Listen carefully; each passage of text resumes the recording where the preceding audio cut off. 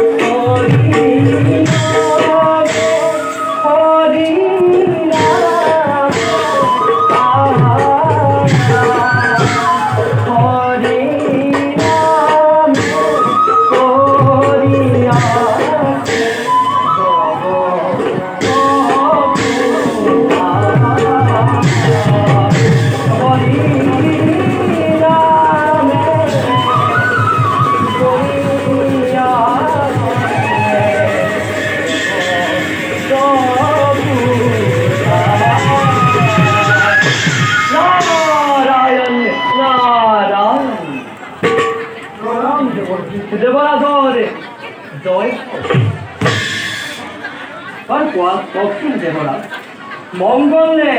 সকলোজনৰে হয় দেৱৰ্ষী আপোনাৰ আশীৰ্বাদে সুখৰ আছে মাত্ৰ মনে মোৰ অতিকৈ অস্থিৰ বৰ্তমান অগ্ৰসৰ হ'ব লাগিব তুমি গুৰুৰ কৰ্তব্য দেৱৰা এইবাৰ কিন্তু অমৰাৱতী ৰক্ষা কৰা কঠিন হৈ পৰিছে নাৰায়ণ অমৰাৱতী ৰক্ষা কৰাটো কঠিন হৈছে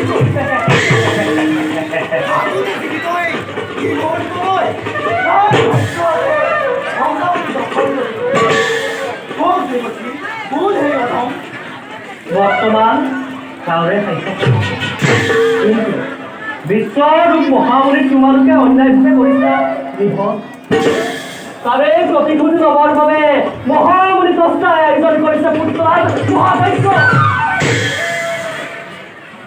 গতিকে দেৱেন্দ্ৰ অমৰাৱতী